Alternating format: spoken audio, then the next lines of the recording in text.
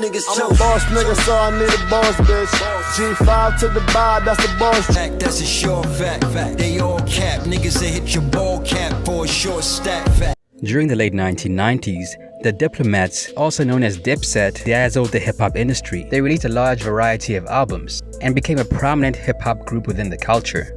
Now, despite having a roster of star rappers, the group launched the careers of fresh, talented artists, including Juelz Santana around the year 2000. Cam called me to come down to the studio, and ever since then, he treated me like a little brother, and we've been making history ever since. Juelz used to hang around Cameron, learning as much as he could before hopping on Cameron's singles. These include Hey Ma around 2002, and Oh Boy. I was downtown clubbing, ladies' night, seen shorty, she was crazy, right? Once these singles hit the charts, Juelz Santana was on his way to becoming an international superstar. Following disputes at the label between Cameron and Jay-Z, Juelz Santana severed ties with Roc-A-Fella. Now, the man went on to have a highly respectable career, but he clearly faced multiple obstacles on his way to the top. So the question is, what happened to Juelz Santana? Let's find out. What up guys, Ali here and welcome to Ali Talks Music. Add me on Instagram at Ali Talks Music as well. And don't forget to subscribe and hit the notification bell. Now let's get into the video. Now, Juelz was born around 1982. He was raised in Harlem and started spitting rhymes at the age of 5. When he was just a teen, Juelz ventured into the streets where he sought to make some money. I was hanging in the streets, hustling, doing everything I wasn't supposed to be doing.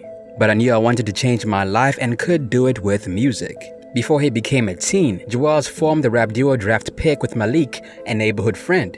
After making several performances around New York, Juelz started to gain recognition, and around the time he reached 15 years old, he was signed to Priority Records. As fate would have it, around the time he started blowing up and becoming ripe, his homeboy Toby took him to meet Cameron to show off his skills. Now, when Cameron first got into the game, he had to freestyle for Biggie for minutes on end until Biggie was satisfied. That's essentially how Cameron got his start in the music game. So when Juelz came up to him, Cameron made Juelz freestyle for a long period of time. When Tobe called me down to come rap for Cam, he actually wasn't in the crib. I don't know what the fuck he was doing. He was out. You know what I'm saying? So Tobe called me down. I come downstairs, start rapping, going crazy. Cam is like, mind you, I'm in the backseat of his car. You know what I mean? So I'm rapping. He's just waking up. This is just his life. So the whole aura he's giving off, it kind of like, he looks at Tobe like, what the fuck is you, where am I at? Who is this little bastard in my car? And why you got me here? I mean, he just like, go. I just start rapping. Boom, boom, boom, killing it. I wish I remembered that fucking rhyme. If you would have told, see, that would have been good. If you'd have prepped me, but it's not good to be prepped, but that would have been good. I'd have tried to remember that rhyme. That would have been dope to spit that rhyme. You know what I mean? Maybe we'll try to figure that out, and I'm gonna come back and give you that one. The rhyme I spit, the rhyme I spit for Killer. You know what I'm saying? I know I got it somewhere too. But make a long story short, bodied it.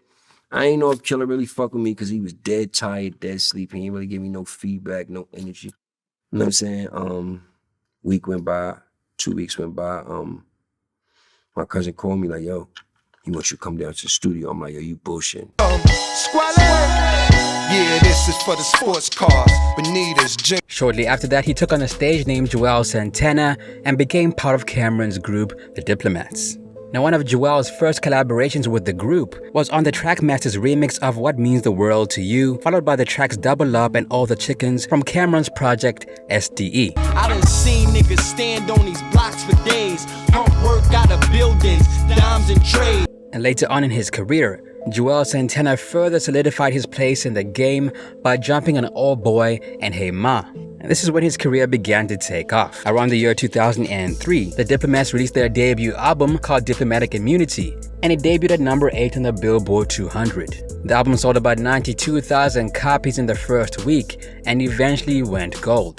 Today's a new day, got the booty up in the suitcase, so go uptown to Harlem. Soon it became Juelz's turn to show and prove, and around the same year he released his debut album, one titled From Me to You, produced by the Heatmakers, amongst others. I wanted to take you on a long journey through my life, let you know my real personal feelings. The first and only single from the album was called Santana's Town, or Dipset, and it peaked at number 70 on the Billboard Hot 100. Yo, I be with a gang of gangs who hang and bang. Animals, orangutans, hammers move, bangers bang. Damn it, dude, the game has changed. Now, commercially, the album did okay. It debuted at number 8 on the Billboard 200 and sold about 74,000 copies in the first week. Now, following the disagreements between Jay-Z and Cameron, Juelz and his co-superstars signed to the independent record label Koch Records. Here, the group dropped their second album, Diplomatic Immunity 2. I'm a hustler, he's a hustler. We some motherfucking hustlers. Man, you love to be a hustler too. Around 2004, Juelz decided to switch up strategies and record music in his own studio.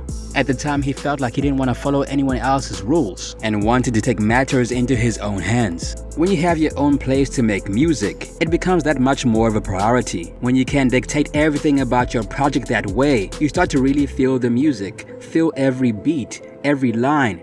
It becomes a part of you that just doesn't happen when you're on someone else's dime and someone else's schedule.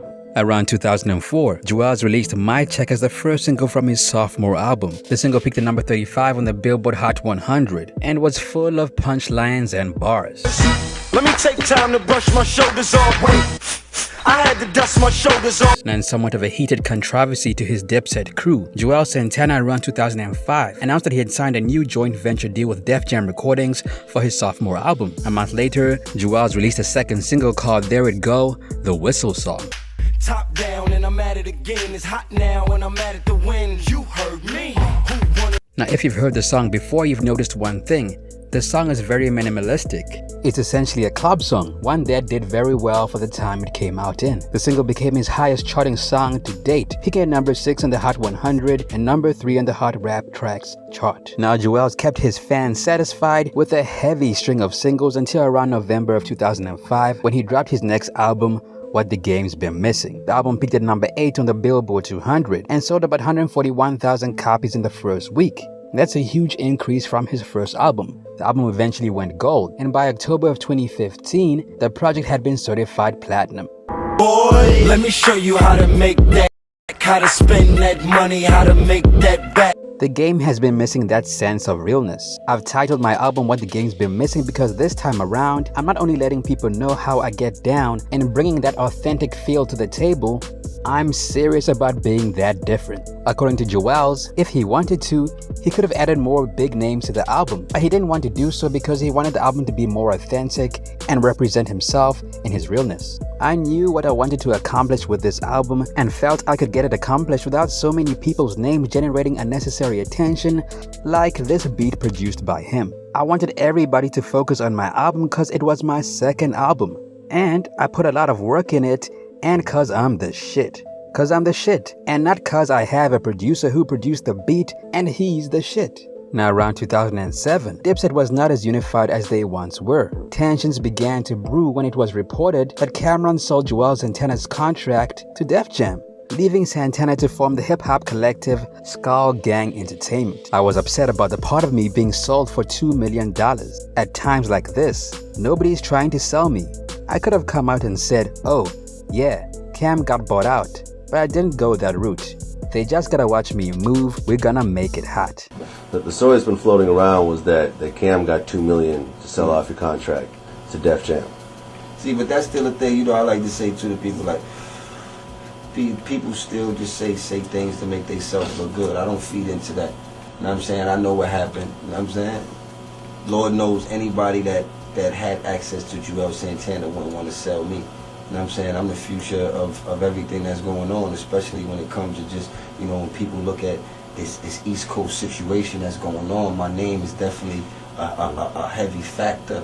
You dig what I'm saying? So for a person that would just be, you know, like I told you, this ain't slavery, you ain't selling nobody. You know what I'm saying? So, you know, people like to say things, like I said, it was just a business situation that didn't work out. You know what I mean? And, you know, had to move on. I mean, it's still Dipset, still flying the bird. You see me and Jim, we still see us, you still see me and Z. We fly the bird up in the air as much as possible. Long awaited Reagan Era, still entitled to Reagan Era. The album gonna be entitled Born to Lose, Built to Win. That's on Def Jam. Now, around 2008, Juelz started working on his third album, Born to Lose, Built to Win. Despite several single releases, the album never saw the light of day. However, Juelz did appear in Lil Wayne's The Carter 3 album on a track called You Ain't Got Nothing. Around this time period, Lil Wayne and Juelz were supposed to drop a collab album called I Can't Feel My Face, but it never materialized, with Juelz blaming label politics and Weezy claiming legal trouble. I'm not gonna say political reasons. I'm not gonna blame no one specific person, but I always say this too. You know, the T-Pain and Wayne album ain't come out. When you're dealing with artists like us and we on two different labels, it's so much. I guess we didn't even get far enough to where it was one person's signature or this. It was just to the point where it was like, it was so much. So many people you had to get on the same page, basically. Now, even though the members of Dipset were not exactly on good terms, Juelz claimed there was no bad blood and that he thanks Cam for putting him on. I have no hard feelings towards Cam. I tell people I couldn't do business with him, but I will say he gave me the biggest chance I needed. I'm a dude from the hood, so the chance he gave me is a chance I needed to never turn back. I'm good. My artistry, my talent, my career was never built on controversy, so I would never come out and say a whole bunch of things that could be said. All I can say is, I'm sorry he can't be here to be a part of what's about to happen, because we're about to tear him up. So, I wound up being on 2 songs on Cam's next album, which is Sports Drugs Entertainment, S.D.E. Now around 2010, the Diplomats reunited for several singles after signing with Interscope Records, and they also appeared on Love and Hip Hop New York. My relationship with Jim, we still brothers. We gonna be brothers. It's like the Diplomats. From then on, Juelz remained relatively close with Cam. Around 2017, Cameron, Santana, and the other Dipset group members reunited on stage at the Hammerstein Ballroom.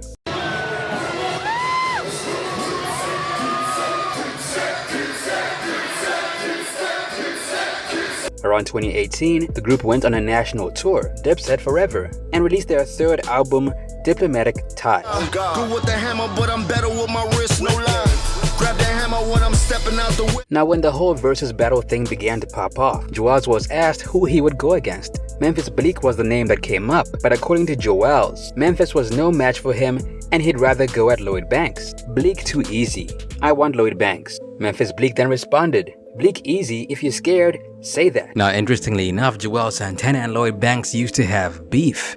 According to Juelz, the whole thing began after 50 Cent and his crew jumped slow bucks at Summer Jam around 2014. After that, the pair stopped talking completely. My first intention is saying he's my brother. An incident had took place at Summer Jam and I did feel away. I didn't really understand Banks' position at the time. The slow bucks incident at Summer Jam. Anybody else's position I kinda knew, because I knew there was things steaming, so that's whatever. They from Queens.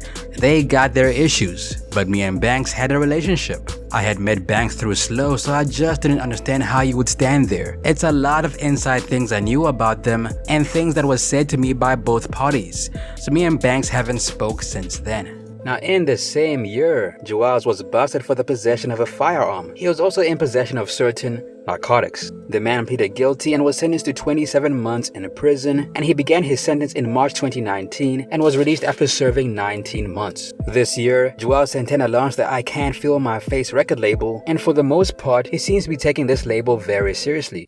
4 chicks at once, so I got to push. That's more legs in my bed than an octopus. Now, when Juelz was asked when his album with Lil Wayne would drop, he said the following. All I must say is Wayne is my brother. We are never not working on music outside of each other as well as together. So for us to do a I Can't Feel My Face project is definitely not unlikely to happen.